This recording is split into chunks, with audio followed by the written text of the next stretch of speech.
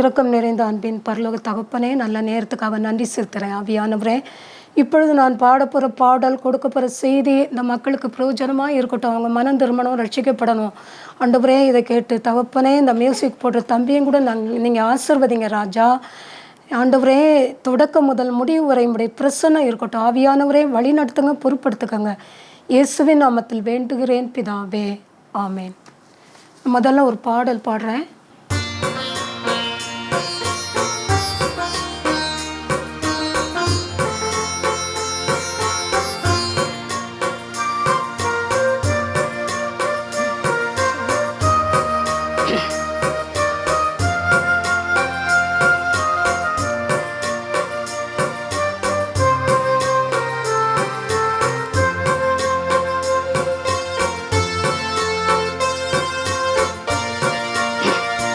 திருப்பாதம் நம்பி வந்தேன், கிருபை நிறை இயேசுவே, தமதன்பை கண்டடைந்தேன் தேவ சமூகத்திலே, தமதன்பை கண்டடைந்தேன்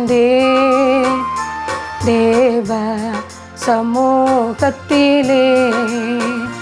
திருப்பாதம் நம்பி வந்தே, கிருபை நிறை இயேசுவே, தமதன்பை கண்டடைந்தேன் தேவ சமூகத்திலே.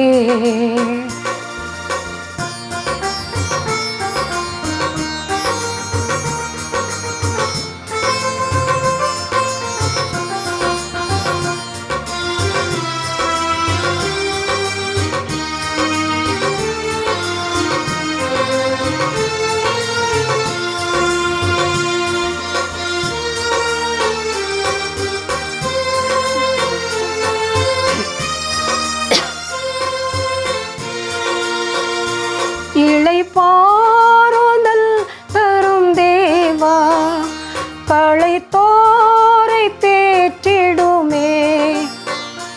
இளைப்பாறுதல் தரும் தேவா, களைத்தோரை தேற்றிடுமே. சிலுவை நிழல் எந்தன் தஞ்சம், சுகமாய் அங்கு தங்கிடுவே. சிலுவை நிழல் எந்தன் தஞ்சம், சுகமாய் அங்கு தங்கிடுவே.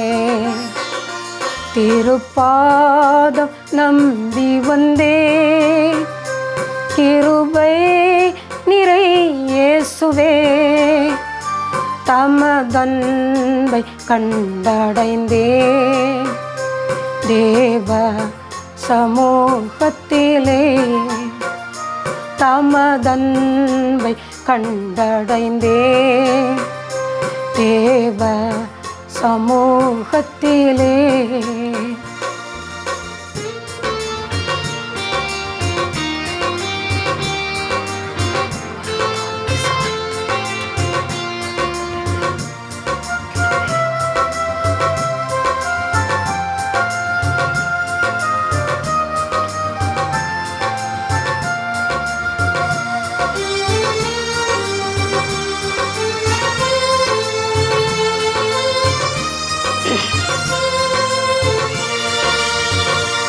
என்னை நோக்கி கூப்பிடு என்றீர், இன்னல் துன்ப நேரத்திலும். என்னை நோக்கி கூப்பிடு என்றீர், இன்னல் துன்ப நேரத்திலும். கரத்தால் விசாரித்து என்றும் கனிவோடு என்னை நோக்கிடுமே. கரத்தால் விசாரித்து என்றும் கனிவோடு என்னை நோக்கிடுமே. திருப்பாதம் நம்பி வந்தே, கிருபை இயேசுவே தமதன்பை கண்டடைந்தே தேவ சமூகத்திலே.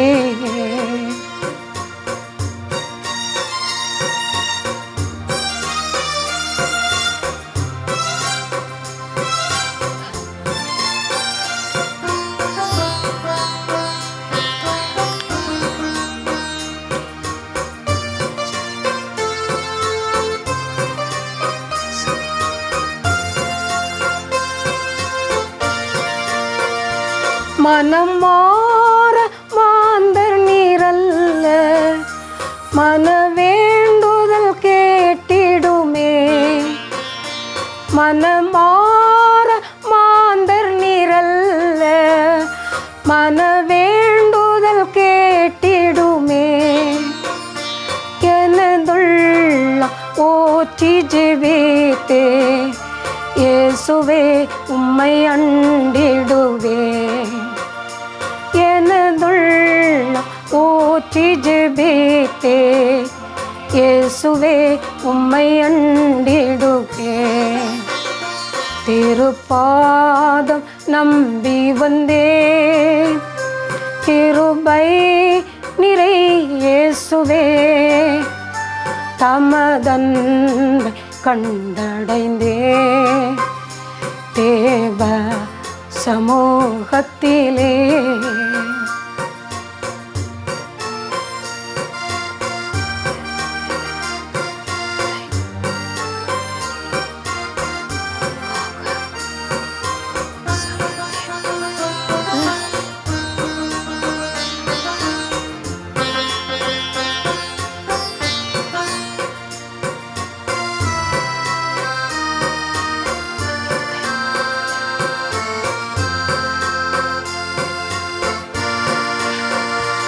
என்னை கைவிடாதீரும் நாதா, என்ன நிந்தை நேரிடினும். என்னை கைவிடாதீரும் நாதா, என்ன நிந்தை நேரிடினும். உமக்காக யாவும் சகித்தேன், உமது பலன் ஏந்திடுமே. உமக்காக யாவும் சகிப்பேன், உமது பலன் ஏந்திடுமே. திருப்பாதம் நம்பி வந்தே கிருபை நிறை இயேசுவே தமதன்பை கண்டடைந்தே தேவ சமூகத்திலே. திருப்பாதம் நம்பி வந்தே கிருபை நிறை இயேசுவே தமதன்பை கண்டடைந்தே தேவ சமூகத்திலே. ஆண்டவராகிய இயேசு கிறிஸ்துவின் நாமத்தினால இந்த தொலைக்காட்சி பார்த்து கொண்டு இருக்கிற எல்லாருக்கும் என்னுடைய பணிவான வணக்கத்தை நான் தெரிவிச்சுக்கிறேன். இன்னைக்கு நான் உங்களுக்கு கொடுக்க போகிற தலைப்பு என்ன அப்படின்னா இளைப்பாறுதல். இளைப்பாறுதல் இன்னைக்கு உங்களுக்கு கொடுக்க போகிற தலைப்பு இளைப்பாறுதல். அன்னைக்கு இளைப்பாறுதல் சொன்னேன்ல, அதில் உள்ள ஒரு தொடர்ச்சியை நான் இப்போ உங்களுக்கு சொல்கிறேன், கவனிங்க. சங்கீதம் 95:10 40 வருஷமாய் நான் அந்த சந்ததியை ஆரோசித்து அவர்கள் வழுகி போகிற இருதயமுள்ள ஜனம் என்றும் என்னுடைய வழியை அறியாதவர்கள் என்றும் சொல்லி என்னுடைய இளைப்பாறுதலில் அவர்களை பிரவேசிப்பதில்லை என்று என்னுடைய கோபத்திலே ஆணையிட்டேன். அதாவது ஆண்டவர் என்ன சொல்கிறாங்கன்னா, அவங்க இஸ்ரேல் மக்களை ஆண்டவர் நம் தேவனாகிய கர்த்தர் அடிமைத்தன வீடாகிய எகிப்து தேசத்திலிருந்து அவங்கள அழைச்சிட்டு வந்தாங்க. 40 வருஷம் அவங்களுக்கு எல்லா நல்ல நன்மைகளை தான் செஞ்சாங்க. அவங்க கால் வீங்கலை, அவங்க உடல் பழமையாக போகலை, அவங்களுக்கு எல்லாம் கொடுத்தாங்க. மண்ணா கொடுத்தாங்க, தண்ணி கொடுத்தாங்க, இறைச்சி கொடுத்தாங்க, எல்லாவற்றையும் கொடுத்தாங்க. ஆனால் அந்த ஜனங்கள் நன்றி இல்லாமல் ஏசப்பா நம் தேவனாகிய கர்த்தருக்கு விரோதமாக அவங்க முறுமுறுத்தாங்க. அது அந்த சந்ததியை நான் அரோசித்து அவர்கள் வழுவி போகிற ஜனங்கள் என்றும் என்னுடைய வழியை அவர்கள் அறியவில்லை என்றும் சொல்லி என்னுடைய இளைப்பாறுதலில் அவர்கள் பிரவேசிப்பதில்லை என்று என்னுடைய கோபத்திலே ஆணையிட்டேன். இவங்க ரொம்ப கடினம் உள்ள ஜனங்கள் தான். இவங்க சொன்னால் கேட்க மாட்டாங்க, வழுவி போயிடுவாங்க. வழுவி போகிற ஜனம்னா தவறி போகிறவங்க, தவறுதலாக அவங்க சும்மா தாறுமாறான வழியில் தான் நடப்பாங்க, பொல்லாத வழியில் தான் நடப்பாங்க அப்படின்னு சொல்லி என்னுடைய இளைப்பாறுதலில் அவர்கள் பிரவேசிப்பதில்லை. அப்படின்னா அந்த இடத்துல கானான் தேசம்தான் அவங்களுக்கு இளைப்பாறுதல். அந்த கானான் தேசத்தில் அவங்க பிரவேசிக்கலை. ஏறக்குறைய 30 லட்சம் பேரை அவங்க அழைச்சிட்டு போனாங்கல்ல மோசே. அதில் மோசேயும் கூட பிரவேசிக்கலை, காலேபும் யோசுவாவை தவிர மீதி 30 லட்சம் பேர் இறந்து போயிட்டாங்க. அவங்க 20 வயசுக்கு கீழே உள்ளவங்க மாத்திரம்தான் கானான் தேசமாகி அந்த இளைப்பாறுதலில் பிரவேசிப்பாங்க. காரணம் ஏன் அப்படின்னா இவங்க நம் கர்த்தருக்கு விரோதமாக முறுமுறுத்தாங்க. அவங்க கர்த்தர் என்ன செஞ்சாலும் அவங்கள குறை சொன்னாங்க. மனுஷங்க அப்படி தானே, என்ன செஞ்சாலும் அவங்க ஒரு குறை சொல்லுவாங்க. இது மனுஷனுக்கு பிரச்சனை இல்லை. உன்னையும் என்னையும் உண்டாக்கின தேவனாகிய கர்த்தருக்கு விரோதமாக இப்படி குறை சொன்னாங்கன்னா கர்த்தர் அதை பொறுத்துக்கிட்டு இருப்பாங்களாம்மா? அவங்க பொறுத்து கொள்கிற தேவனா? கண்டிப்பாக பொறுக்க மாட்டாங்கல்ல. அதான் அவங்க முறுமுறுத்ததின் காரணமா எனக்கு இறைச்சி இல்லை, நான் அங்கே எகிப்தில் இருந்தாப்பாது நான் வெள்ளைப்பூண்டு சாப்பிட்ருப்பேன், அங்கே கும்முட்டிக்காய் வெள்ளரிக்காய் அது இதுன்னு தின்னேன், இங்கே எனக்கு என்ன கிடைக்கி? இந்த மண்ணா தானே கிடைக்கி, என்னத்தை அப்படின்னு முறுமுறுத்தாங்க. அதனால தேவனுக்கு கடும் கோபம் வந்தது அவங்க மேலே. கடும் கோபம், சாதாரண கோபம் கிடையாது. கடும் கோபம் வந்ததுனால எல்லாத்தையும் அழித்து அந்த அவங்க சபங்கள் பணம் எல்லாம் அந்த வனாந்தரத்தில் கிடந்தது. புரியுதா? என்ன காரணம்? அவங்க கானான் தேசத்து இளைப்பாறுதலில் ஏன் அவங்க பிரவேசிக்க முடியலை? அவங்க கர்த்தருக்கு கீழ்ப்படியலை, அவங்க சொன்னபடி நடக்கலை. மோசையும் கர்த்தருக்கு கீழ்ப்படியலை. மோசே பெரிய ஊழியக்காரங்க, அவங்க மேலே தப்பு இல்லை. ஆனால் ஒரே ஒரு சின்ன காரியம்தான், நீ கண்மலையை பார்த்து பேசுன்னு சொன்னாங்க. கர்த்தர் அவரை அடிச்சுட்டார். அந்த காரணத்தால் மற்றபடி அவர் மோசே என் வீட்டில் எங்கும் உண்மை உள்ளவன் சொல்லி கர்த்தர் மோசையை கொடுத்து சாட்சி கொடுத்தாங்க. ஆனால் அந்த இஸ்ரேல் மக்கள் ரொம்ப பின்வாங்கி கர்த்தருக்கு அருவருப்பான காரியங்கள் செஞ்சதுனால அவங்க என்ன செஞ்சிட்டாங்க, சபங்கள் எல்லாரும் மறித்து போயிட்டாங்கம்மா. மறந்து போன எல்லா லட்சக்கணக்கான மக்கள் அவ்வளோ பேர் மறிச்சிட்டாங்க. எனக்கு இங்கே கல்லறை இல்லைன்னா இங்கே தூக்கிட்டு வந்தீங்க, அங்கே எகிப்தில் கல்லறை இல்லைன்னா கொண்டு வந்தீங்க அப்படிலாம் சொன்னாங்க. கர்த்தருக்கு ரொம்ப விசனம் ஊட்டினாங்க, வருத்தப்படுத்தினாங்க. அதனால் கர்த்தர் ரொம்ப வேதனைப்பட்டாங்க. பிரியமானவங்களே, இந்த உலகத்தில் இருக்கக்கூடிய நாமும் நமக்கு கர்த்தர் எவ்வளோ நன்மை செய்கிறாங்க. அவங்க நம்மளை பாருங்கள், இந்த நிமிஷம் வரைக்கும் நம்மளை பாதுகாத்துட்டு வர்றாங்கல்ல. எத்தனை பேர் ஆக்சிடெண்ட்டில் செத்துடுறாங்க. அன்றைக்கி பாருங்கள், ஒரு வாலிப மகன், அவனுக்கு அவங்க தாய் ஒரு நல்ல பைக் வாங்கி கொடுத்துருந்தாங்க. அவன் ரொம்ப சந்தோஷப்பட்டான். ஆனால் ராத்திரி அவன் என்ன செஞ்சான்னா, நைட்டு நல்லா வாங்கி கொடுத்து 10 நாள் கூட ஆகலை. நைட்டு நல்லா தூங்கிட்டு ஏதோ ஒரு வேலை செஞ்சுட்டு களைப்பில் அதிகாலையில் 4 மணிக்கு ஃப்ரெண்டோடு வந்திருக்கான். வந்தால் அங்கே வெறும் பனி மூட்டம். இதுக்கு முன்னால் இந்த சென்னையில் பனி மூட்டம் இருந்தது பார்த்துருக்கீங்களா? அதில் சிக்கி அந்த மகன் எதிர்க்கே வர அந்த லாரி ஒன்றும் தெரியாமல் அதில் சிக்கி 2 பேரும் மறிச்சு போயிட்டாங்க. பாங்க, அவன் நினச்சிருப்பானா நம்ம இப்படி செத்து போவோம்னு நினச்சிருப்பானாம்மா? இப்படி தான் உலகம், நம்ம உலக வாழ்க்கையும் இப்படி தான் இருக்குது. அதனால் நம்ம நித்திய ஜீவனுக்குள்ளே பரலோக ராஜ்யம் என்ற ஒரு இளைப்பாறுதலுக்குள்ளே நம்ம பிரவேசிக்கணும்னா நம்ம கர்த்தருக்கு கீழ்ப்படியணும், பாவத்தெல்லாம் விடணும், விடக்கூடிய பாவத்தை விடணும். உங்களுக்கு இந்த விபச்சாரம், வேசித்தனம், அருவருப்பு, பொல்லாப்பு, அடுத்தவங்களை அடிக்கிறது, கொலை பண்ணுறது, கொள்ளை அடிக்கிறது, இதெல்லாம் சிலருக்கு கைவந்த கலையாக இருக்கலாம். அவங்களுக்கு விட மனசு இருக்காது. ஆனால் விட்டுத்தான் ஆகணும், வேறு வழி கிடையாது. கண்டிப்பாக நீங்கள் விடத்தான் செய்யணும். அதைத்தான் ஆண்டவர் விரும்புகிறாங்கம்மா. விட்டுருங்க. அப்போ தான் நம்ம நித்திய ஜீவன் என்ற ஒரு இளைப்பாறுதலுக்குள்ளே நம்ம பிரவேசிக்க முடியும்மா. அப்படி இல்லைன்னா நமக்கு இரவும் பகலும் இளைப்பாறுதல் இல்லாமல் நம்ம அனித்தியமான இடத்துக்கு தான் நம்ம போக வேண்டியிருக்கோம். மரணத்துக்கு பிறகு வாழ்க்கை இருக்குங்கிறத நீங்கள் நினச்சிக்கங்க. சும்மா விளையாடிட்டு போகிறதுக்காக நாங்கள் வந்திருக்கோம் என்ன? அப்படி இல்லை. நீங்கள் என்னால் உங்களால் இயேசுவின் நாமம் மகிமைப்படணும். அதைத்தான் நான் விரும்புகிறேன். நீங்கள் மனம் திரும்பணும், நீங்கள் நித்திய ஜீவத்துக்குள்ளே நீங்கள் பிரவேசிக்கணும். அதுதான் என் ஆசை. என்ன அதுக்காகத்தான் நாங்கள் ரவ்வும் பகலும் நாங்கள் எழுதி உங்ககிட்ட வந்து ஆண்டவரை பற்றி சொல்கிறோம். மரணத்துக்கு பிறகு ஒரு வாழ்க்கை இருக்குது. ஒன்று நித்திய ஜீவன் பரலோக ராஜ்யம், அல்லது அநித்தியமான இடம், அந்த அக்கினியும் கந்தகம் எரியக்கூடிய அந்த அருவருப்பான அந்த பயங்கரமான இடம். அதில் இரவும் பகலும் இளைப்பாறுதலே இருக்காது. தினம் கோடிக்கணக்கான வருஷம் அங்கே தான் இருக்கணும். உங்கேயாவது இந்த உலகத்தில் நீங்கள் நல்லா இருக்கீங்க, நல்லா சாப்பிட்றீங்க, நல்லா உண்டுங்க, உறங்குறீங்க, வேலை செய்கிறீங்க, வேண்டியது சாப்பிட்றீங்க, ஹோட்டலில் தினம் சாப்பிட்றீங்க. இதை கூட நீங்கள் நரக வாழ்க்கைன்னு சொல்கிறீங்களே, இது நமக்கு நரக வாழ்க்கை கிடையாது. இது சாதாரணமான வாழ்க்கை. நரக வாழ்க்கை அங்கே இருக்குது மரணத்துக்கு பிறகு. அதனால் நீங்கள் கீழ்ப்படிங்க. கர்த்தருடைய இளைப்பாறுதலுக்குள்ளே பிரவேசிக்கணும்னா ஆண்டவரை கெட்டியாக பிடிச்சிக்கங்க. ஒருவேளை ஆண்டவரை அறியாதவங்களாக இருந்தால் கூட நீங்கள் ஆண்டவரை இயேசுவை ஏற்றுக்கங்கம்மா. அதைத்தான் நான் சொல்லுவேன். நிறைய பேர் பார்க்க மாட்டேங்க. ஒரு சிலர் அது பார்த்துட்டு ஃபோன் பண்ணுறீங்க, ஜெபம் பண்ண கேட்குங்க. எத்தனை பேர் பார்க்கிங்களோ எனக்கு தெரியாது. ஆனால் கேட்குறவங்களுக்கு நான் வந்து ஜெபிக்கேன். இது என் மேலே விழுந்த கடமை அப்படின்னு நான் செய்வேன்.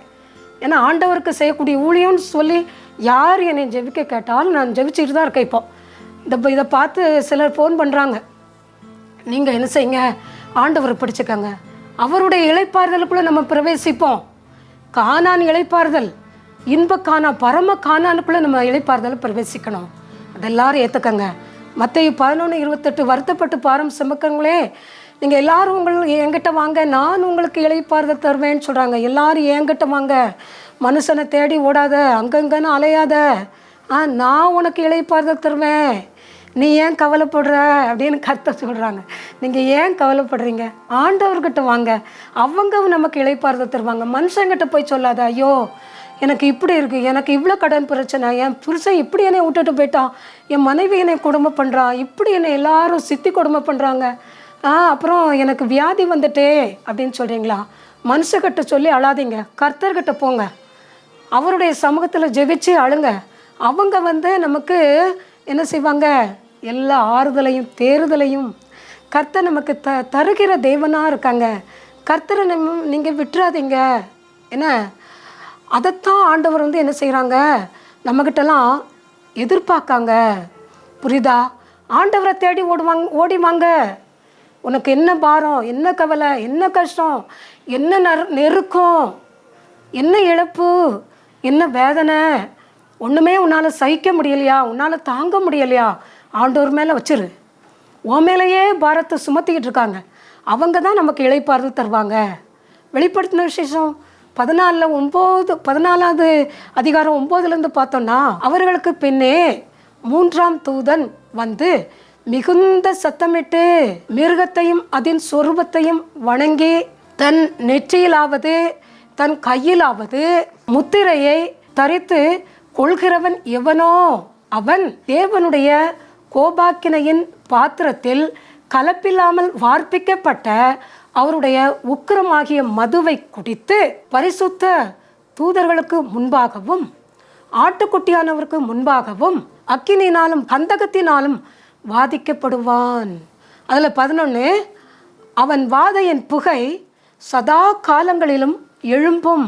மிருகத்தையும் அதன் முத்திரையும் வணங்குகிறவர்களுக்கும் அதனுடைய நாமத்தின் முத்திரையை தரித்து கொள்கிறவர்கள் எவனோ அவனுக்கு இரவும் பகலும் இளைப்பாறுதல் இராது. புரிஞ்சிட்டாமா?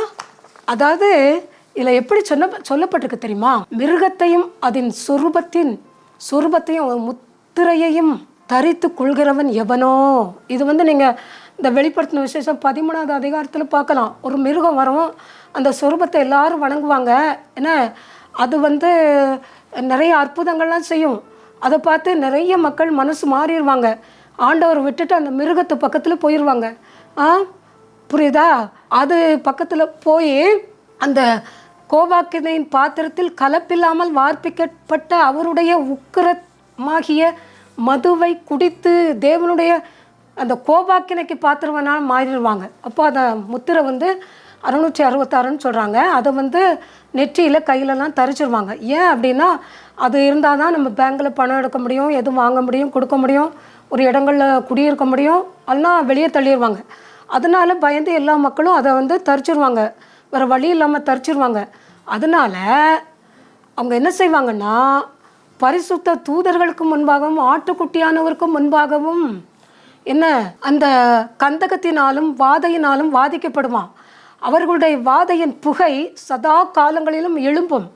அது மிருகத்தையும் அதன் சொரூபத்தையும் வணங்குகிறவர்களுடைய வணங்கி அதனுடைய முத்திரையை, நாமத்தின் முத்திரையை தரித்து கொள்கிறவன் எவனோ அவனுக்கு இரவும் பகலும் இளைப்பாறுதல் இராது. அதாவது ஒரு சின்ன ஒரு தீப்பட்டாவே நம்மளால சகிக்க முடியல.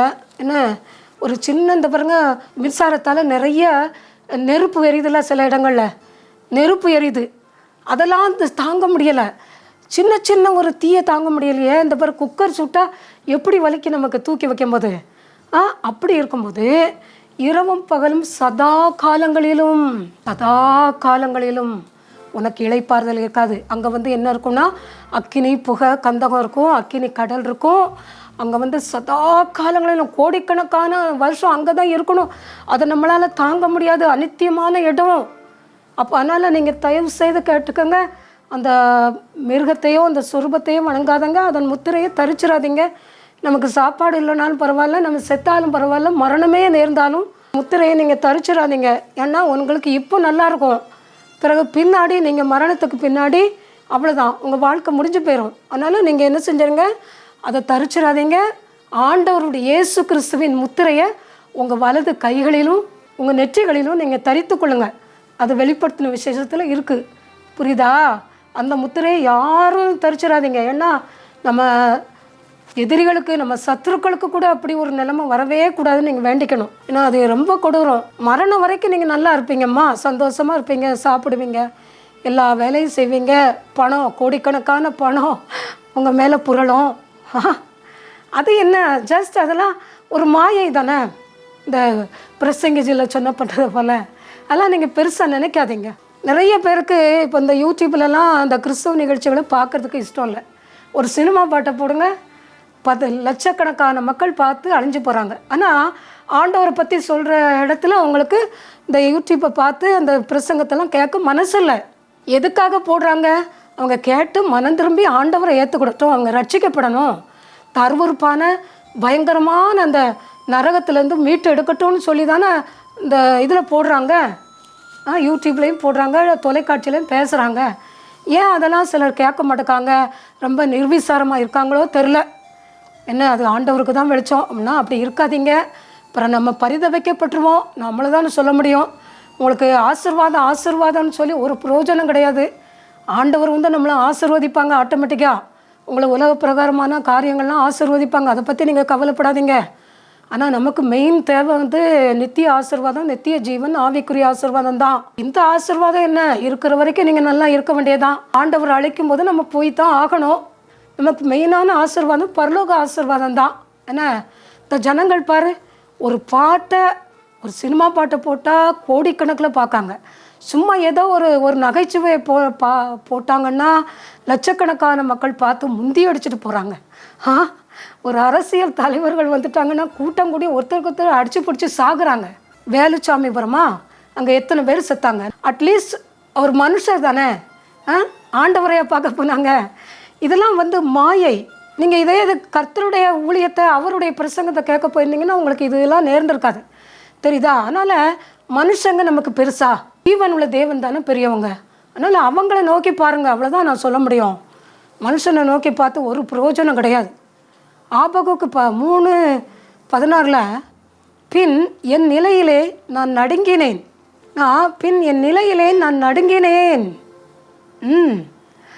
ஆனாலும் எங்களோட வரும்போது இக்கட்டு நாளிலே நீர் இளைப்பாறுதல் அடைவேன். ஆபகுக்கு சொல்கிறாரு என்னன்னா 3:16 பின் என் நிலையிலே நான் நடுங்கினேன். ஆபகுக்கில் அந்த மக்கள் ரொம்ப மனம் திரும்பலை.